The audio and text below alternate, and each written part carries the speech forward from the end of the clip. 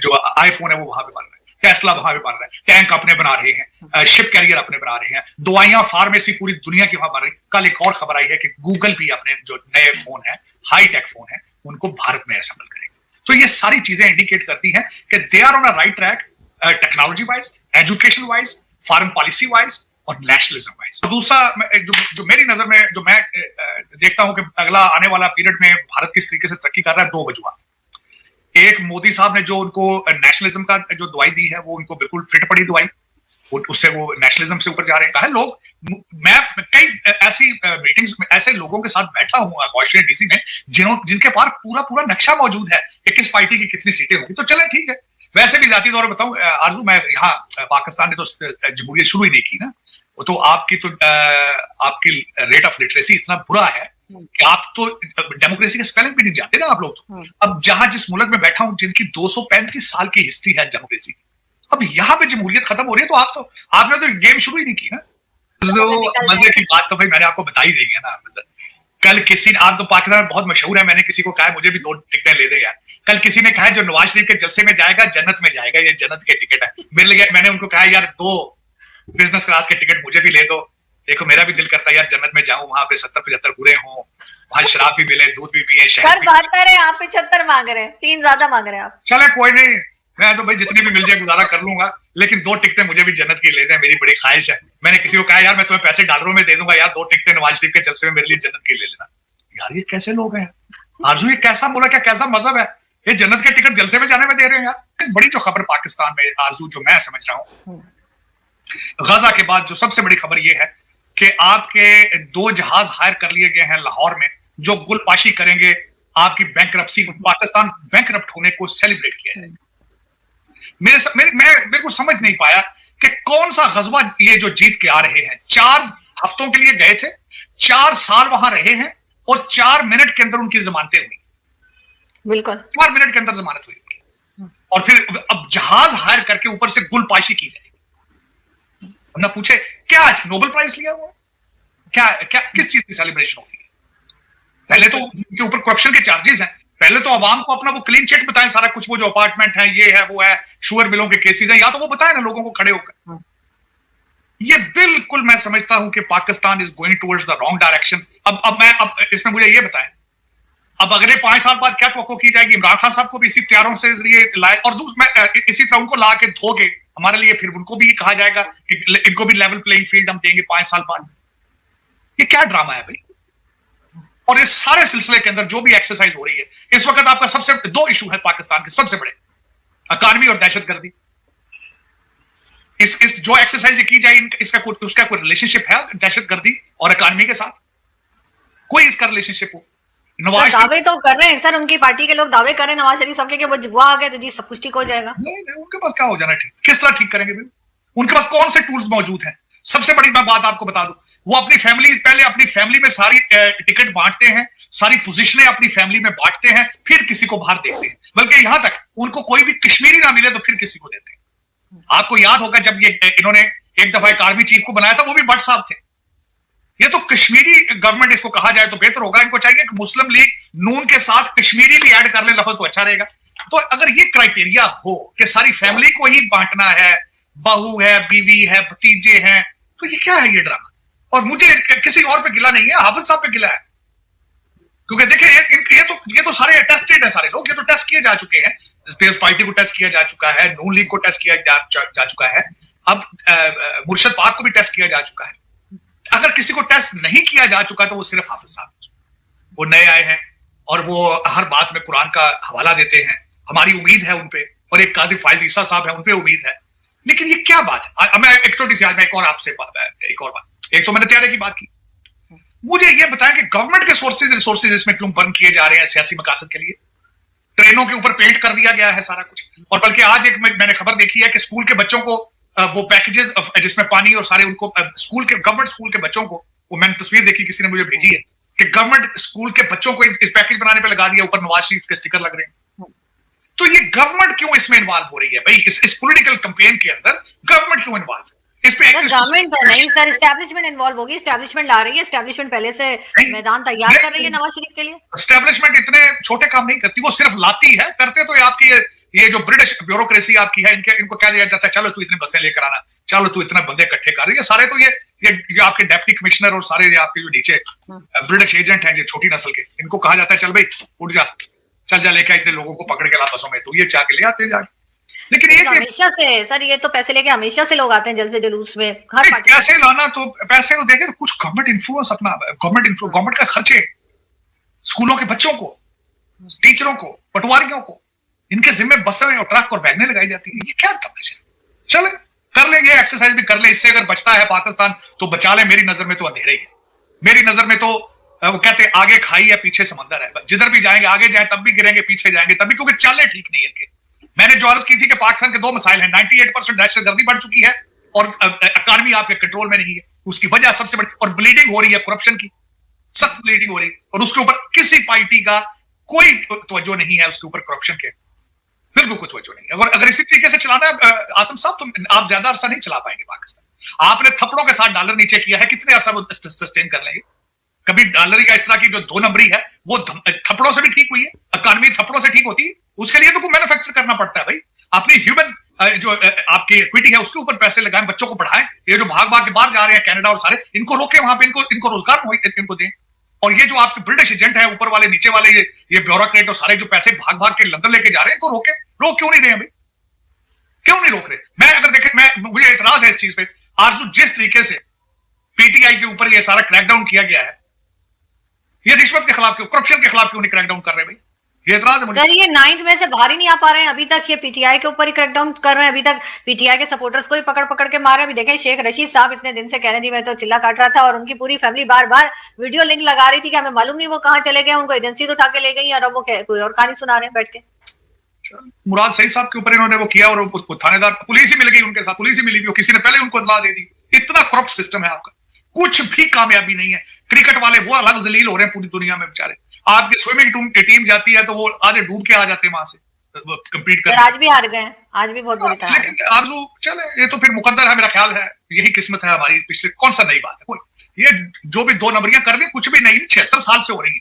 आज मेरे लिए खबर ये होगी कि आसिम मुनीर साहब ने 5000 लोगों को पकड़ के, तो उन्होंने कहा भी पैसे दोगे तो निकलो। आज अगर ये कहें जी आज हमने 50,000 लोगों का नाम ईसीएल में डाल दिया है कि पैसा दोगे तो निकलोगे, ये खबर होगी मेरे ख्याल में वो मुश्किल है। मेरे कान से है उस चीज के लिए, मैं नहीं सुन पाऊंगा उस चीज को। तो ये जो काम फ्रॉड हो रहा है, दो नंबरियां हो रही हैं, नून लीग आके अब अपनी नई दुकान खोलेगी, अपने, मेरा मकसद है वो करेंगे, तो क्या कौन सी नई बात? पहले जरदारी सुनते आए थे, यहाँ पे अब वेस्टर्न प्रेस लिख चुकी है कि कितना करप्शन की चार्जेस क्या, इनके ऊपर भी लिख चुकी है, वेस्टर्न प्रेस लिख चुकी है जरदारी साहब के ऊपर, उनके ऊपर भी, उनकी भी निकल, तो कौन सी नई बात है? अब अच्छा एक और बताता हूं, इस तरह के लोग आते हैं तो सारे ब्यूरोक्रेसी के जो इनका ग्रुप है उनकी लॉटरियां अलग निकलती हैं। अब ये आएंगे, ये अपने नून लीग की अपनी ब्यूरोक्रेसी लेकर आएंगे, खुद भी खाएंगे, उनको भी खिलाएंगे।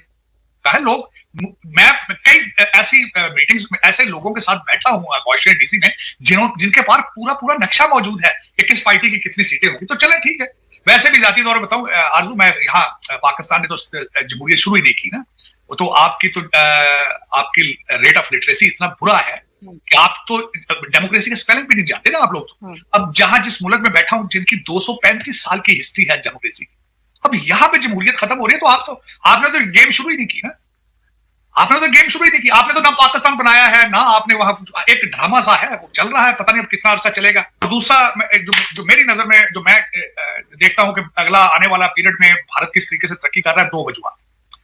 एक, मोदी साहब ने जो उनको नेशनलिज्म का जो दवाई दी है वो उनको बिल्कुल फिट पड़ी दवाई, उससे वो नेशनलिज्म से ऊपर जा रहे हैं। और दूसरा, उनका अपने ह्यूमन इक्विटी, ह्यूमन जो उनका है उसके ऊपर उनकी इन्वेस्टमेंट, पढ़ाना बच्चों को, इंडियन यंगस्टर लोगों को, यंग जनरेशन को पढ़ाना, और इतनी तादाद में, ये दूसरा उनका विक्ट्री है। और तीसरी है कि जो मैं समझता हूं कि उनके लिए एक चैलेंजिंग है, किसी कॉन्फ्लिक्ट में ना फंस जाए भारत, क्योंकि जब भी कोई मुल्क कंट्री किसी कॉन्फ्लिक्ट में फंसता है उनकी इकॉनमी सफर करती है। देखिए, चाइना की तरक्की का सबसे बड़ा सीक्रेट ये था कि वो अभी तक किसी भी कॉन्फ्लिक्ट में फंसे नहीं है, उन्होंने आज तक ब्लीड नहीं होने दिया अपने आप को, और अपनी इकॉनमी को ही बस उसमें बिजी रहे। अब मैं वही समझता हूं कि भारत की अगली जो चैलेंज ये होगा कि किसी कॉन्फ्लिक्ट में ना फंसे और अपनी तरक्की, अपना ऐसी चीज। अब देखें, मैं जिस तरह मिसाल देना चाहता हूँ कि आपका जो आईफोन है वो वहां पे बन रहा है, टेस्ला वहां पे बन रहा है, टैंक अपने बना रहे हैं, शिप कैरियर अपने बना रहे हैं, दवाइयां फार्मेसी पूरी दुनिया की वहां बन रही। कल एक और खबर आई है कि गूगल भी अपने जो नए फोन है, हाई टेक फोन है, उनको भारत में असेंबल करेगा। तो ये सारी चीजें इंडिकेट करती हैं कि they are on a right track, technology wise, education wise, foreign policy wise और नेशनलिज्म वाइज। तो ये सारी चीजें जब आप इकट्ठे करते हैं तो इतना आसान नहीं होता उनको चैलेंज करना। और दूसरा, मैंने जिस तरह आपको बताया, 5th largest economy on the planet, कोई भी मुल्क उसको इतनी आसानी से चैलेंज नहीं कर सकता। और उसमें जस्टिन ट्रूडो के गुब्बारे से हवा 2 दफा निकली। एक दफा तो जब उन्होंने वो जो 85 साल बंदा जो कि नाजी था खुद, उसको बुला के 10 दिन बाद ही ये भारत के ऊपर ब्लेम लगाने के बाद अपनी असेंबली में बुला के जब उसके लिए तालियां बजवाई और साथ ही अगले दिन स्पीकर साहब को रिजाइन देना पड़ा, उनकी लास्ट क्रेडिबिलिटी राइट कि ये अपना होमवर्क करने के बगैर अपने लेजिस्लेटिव बॉडी के अंदर आके लोगों को अक्यूज करते हैं। तो वो, और दूसरा, अमेरिका साथ नहीं उनके, यूके उनके साथ नहीं गया, तो उसमें वो दे लास्ट तक मेरे ख्याल में उसमें उनको डैमेज नहीं होगा उनको बिल्कुल किसी किस्म का।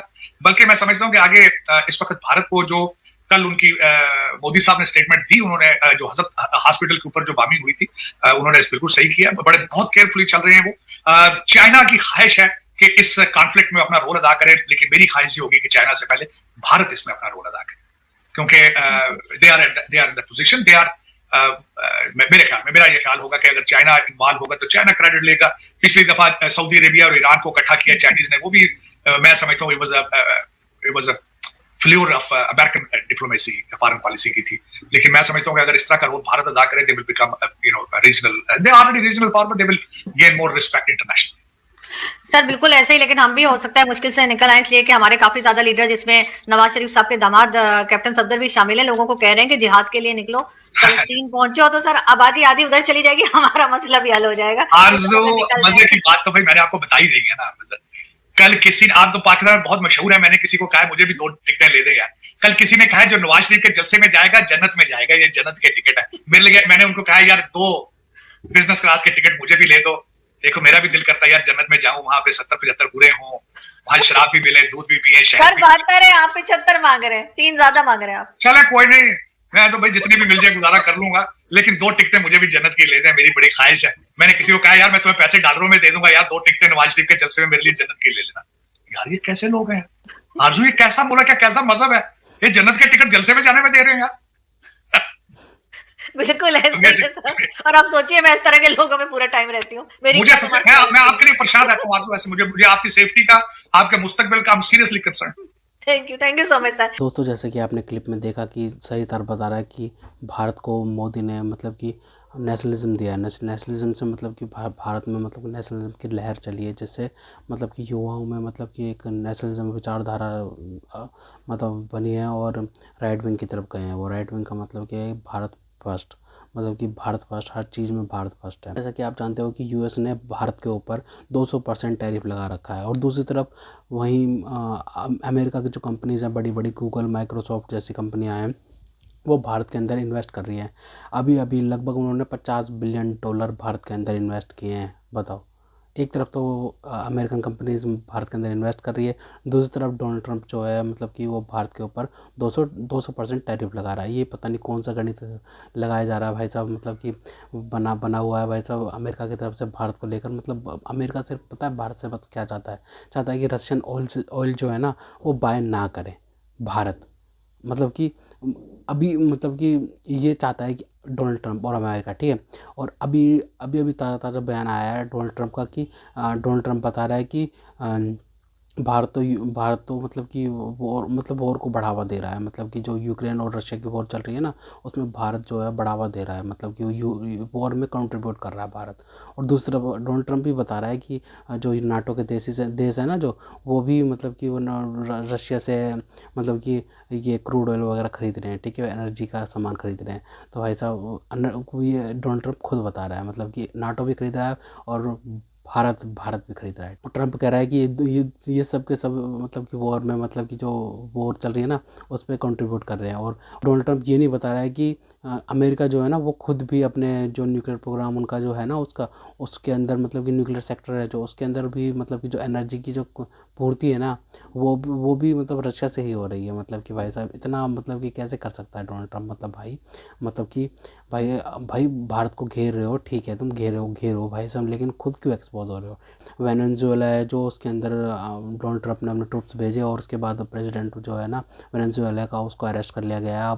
अब अमेरिकन कोर्ट में उसका ट्रायल वगैरह होगा और उसके बाद मतलब कि अभी सबसे पहले तो हम ये जानते हैं ना कि वेनेजुएला का भाई साहब 300 बिलियन मतलब 300 बिलियन बैरल का कुछ वो है उनके पास, वो रिजर्व्स हैं, ठीक है भाई साहब, सबसे ज़्यादा भाई साहब मतलब रिजर्व्स हैं वेनेजुएला पे। और उसके बाद भाई साहब अब अमेरिका का मतलब कि उसमें लगभग मतलब कि इन्फ्लुएंस बढ़ गया है अमेरिका का। अब देखो क्या होता है उसके अंदर भाई साहब, और अमेरिका क्या करता है, ठीक है।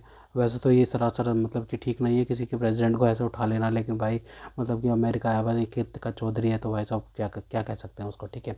दूसरी जो पाकिस्तान के अंदर इंटरनल पॉलिटिक्स चल रही है ना, वो बहुत ज़्यादा पीक पे चल रही है। जैसे कि क्या बोलते हैं बाजवा जो था, बाजवा जो पाकिस्तान का एक्स आर्मी चीफ था, उसने मतलब कि वो इमरान खान की कुर्सी पे लात मार के उतारा। उसके बाद भाई आ गया वो आसिम मुनीर तो नए नए पैतरे आजमा रहा है, बताओ अपने प्रमोशन के लिए भाई साहब अपने मुल्क तक को दाव पे लगा देते हैं पाकिस्तानी। आसिम मुनीर ने मुल्क को भी अपने दाव पे लगा दिया भाई साहब। भारत में पहलगाम करवाया, उसके बाद भारत ने रिटेलिएशन किया, तो उसके बाद इनको प्रमोशन मिल जाती है भाई साहब। क्या बोलते हैं आसिम मुनीर को ना भाई प्रमोशन मिल चुकी है, ठीक है। मतलब पहले तो फील्ड मार्शल बना, आर्मी चीफ से फील्ड मार्शल से अब बन गया है वो CDF पाकिस्तान का। पाकिस्तान के संविधान में अमेंडमेंट करके वो CDF बन गया है, चीफ ऑफ डिफेंस फोर्सेस बन गया है, ठीक है भाई। सबसे बड़ा डिक्टेटर बन चुका है पाकिस्तान का। और उसके बाद भाई ऐसे फैसले लिए जा रहे हैं ना, सबसे ऐसे फैसले लिए जा रहे हैं जिसमें पाकिस्तान और भी ज़्यादा तबाह होने की तरफ जा रहा है। क्योंकि भाई पाकिस्तान जो है ना मतलब कि ऐसे डील कर रहा है ना, मतलब कि भाई सिक्योरिटी देता फिर रहा है पाकिस्तान, मतलब दूसरे देशों को। पहले सऊदी को दे रहा है, फिर पता नहीं किस किस को दे रहा है, फिर अमेरिका भी अपने उससे काम चलवा रहा है, ठीक है। मतलब कि हमास को डिसआर्म करने के लिए भाई साहब पाकिस्तान के फोर्सेस को बढ़ाया जा रहा है, ठीक है भाई साहब। मतलब ऐसे मतलब काम कर रहे हैं भाई साहब। मतलब तुम्हारा क्या मतलब होता है भाई साहब वहाँ पे जाना, ठीक है भाई साहब, दूसरे देशों को भाई साहब दुश्मन बनाना। लेकिन भाई पाकिस्तान तो भाई साहब नफरत में ही बनाता ना, तो भाई साहब नफरत ही फैलाएगा और दुश्मनी बनाएगा। पूरा भारत तो तरक्की कर रहा है, तरक्की पर तरक्की कर रहा है। मतलब कि भारत ने इकोनॉमिक रिफॉर्म्स तो पहले ही कर लिए थे। उसके बाद भाई अब भारत की जो इकोनॉमी है तीसरे नंबर पर जा रही है, चौथे नंबर की इकोनॉमी बन चुकी है, अब तीसरे नंबर तक पहुँच जाएगी 2035 तक लगभग।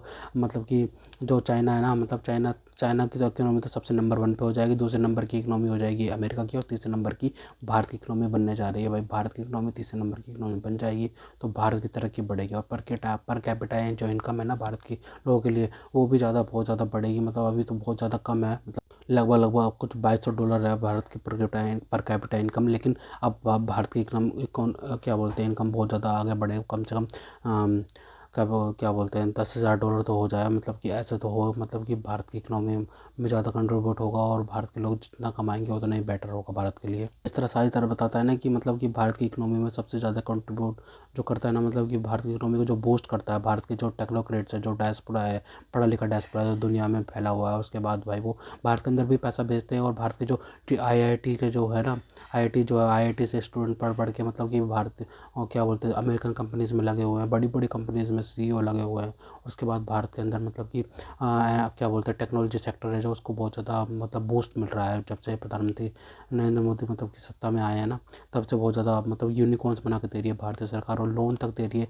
1-1 बिलियन की जो कंपनीज होती है ना, उसमें यूनिकॉर्न्स कहा जाता है उनको। तो उसमें मतलब कि जितना ज़्यादा मतलब कि बने भारत के लिए उतना बढ़िया है। क्योंकि भाई साहब जितने अच्छी नई नई कंपनीज बनेंगी इतने 1-1 बिलियन की, तो भाई भारत के जो इकोनॉमी है उसको ज़्यादा बूस्ट मिलेगा। तो अगर आपको हमारी ये वीडियो पसंद आई हो तो कम से कम व्हाट्सएप पर जरूर शेयर कीजिएगा, साथ साथ चैनल को सब्सक्राइब करके हमारा मनोबल जरूर बढ़ाएगा, ताकि हम आपके लिए ऐसे ही मनोरंजन वीडियोस बनाते रहें। तो आज मिलते हैं आपसे अगली वीडियो में, तब तक के लिए जय हिंद।